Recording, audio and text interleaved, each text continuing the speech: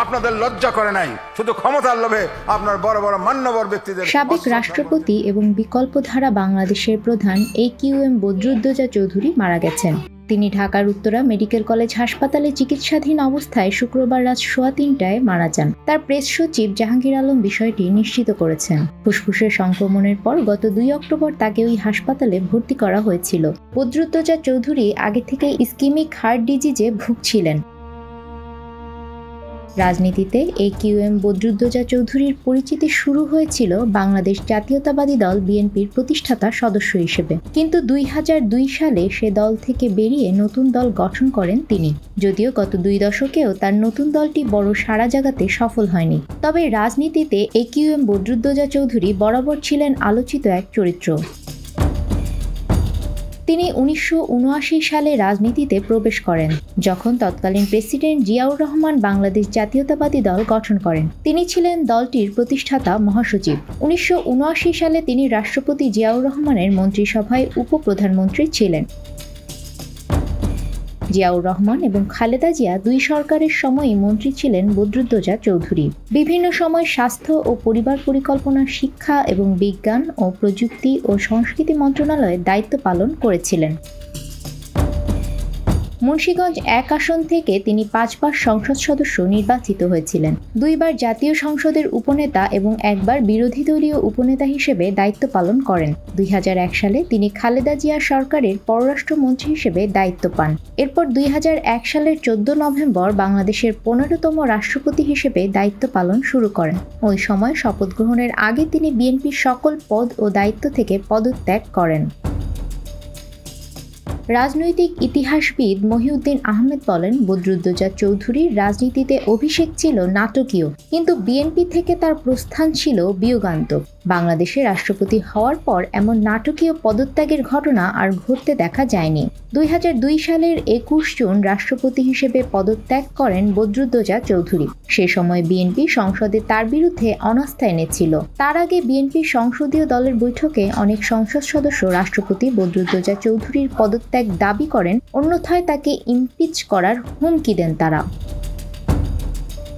রাষ্ট্রপতি হিসেবে দায়িত্ব নেয়ার মাত্র 7 মাস 7 দিনের মাথায় বদরুদ্দোজা চৌধুরীকে কেন বিদায় নিতে হয়েছিল তার নানাবিধ কারণ উল্লেখ করে তখনকার সংবাদপত্রে প্রতিবেদন প্রকাশ করা হয়েছিল। যেসব কারণের কথা ওইসব প্রতিবেদনে উল্লেখ করা হয়েছিল তার মধ্যে রয়েছে জিয়াউর রহমানের মৃত্যুবার্ষিকীতে তার সমাধিতে রাষ্ট্রপতির শ্রদ্ধা নিবেদন না করা, রাষ্ট্রপতির বাণীতে জিয়াউর রহমানকে স্বাধীনতার ঘোষক হিসেবে উল্লেখ না করা, বিরোধী দলীয় নেত্রী শেখ হাসিনাকে মুন্সিগঞ্জে স্বাগত জানিয়ে রাষ্ট্রপতির ছেলে এবং সংসদ সদস্য মাহিবি চৌধুরীর তোরণ নির্মাণ, রাষ্ট্রপতির বিভিন্ন বক্তব্যে বাংলাদেশ জিন্দাবাদ ব্যবহার না করা, কারণ বাংলাদেশ জিন্দাবাদ বিষয়টি বিএনপি রাজনৈতিকভাবে ধারণ করে, ঢাকা বিশ্ববিদ্যালয়ের অধ্যাপক আফতাব আহমেদকে পাবলিক সার্ভিস কমিশনের চেয়ারম্যান হিসেবে নিয়োগ সংক্রান্ত ফাইল রাষ্ট্রপতির স্বাক্ষর না করা। অধ্যাপক আফতাব আহমেদের নাম প্রধানমন্ত্রীর দপ্তর অনুমোদন করেছিল। রাষ্ট্রপতি সেই ফাইলে স্বাক্ষর না করায় পরবর্তীতে আফতাব আহমেদকে বাদ দিয়ে অধ্যাপক জিন্নাতুন্নেসা তাহমিদা বেগমকে পাবলিক সার্ভিস কমিশনের চেয়ারম্যান হিসেবে নিয়োগ দেওয়া হয়। রাষ্ট্রায়ত্ত টেলিভিশন বাংলাদেশ টেলিভিশনের রাষ্ট্রপতি বদরুদ্দোজা চৌধুরী বেশি সময় পাচ্ছেন বলেও অভিযোগ তোলেন বিএনপির কিছু নেতা। এ পর্যায়ে রাষ্ট্রপতির কভারেজ কমিয়ে দেওয়ার জন্য প্রধানমন্ত্রীর দপ্তর থেকে বিটিভিকে বলা হয়েছিল। তৎকালীন প্রধানমন্ত্রী খালেদা জিয়া চিকিৎসার জন্য 1 মাস আমেরিকায় অবস্থান করে দেশে ফিরে আসার পর প্রধানমন্ত্রীর শারীরিক অবস্থা সম্পর্কে রাষ্ট্রপতি কোনো খোঁজ খবর নেননি।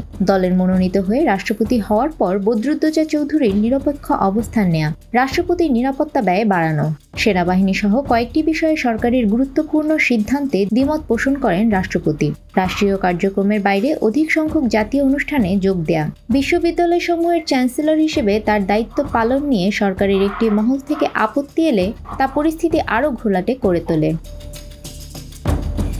রাষ্ট্রপতি হিসেবে পদত্যাগের পর তিনি বিএনপি কর্মীদের হাতে লাঞ্ছিত হয়েছিলেন।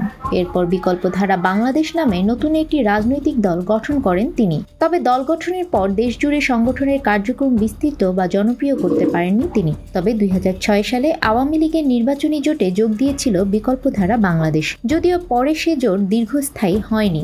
সর্বশেষ 2018 সালে জাতীয় নির্বাচন, যেটিতে বিএনপি অংশ নিয়েছিল, সে সময় ডক্টর কামাল হোসেনের নেতৃত্বাধীন জাতীয় ঐক্যফ্রন্টে বিএনপি বিএনপির সাথে যোগ না দেওয়ার ব্যাপারে সিদ্ধান্ত নেয় বিকল্পধারা বাংলাদেশ।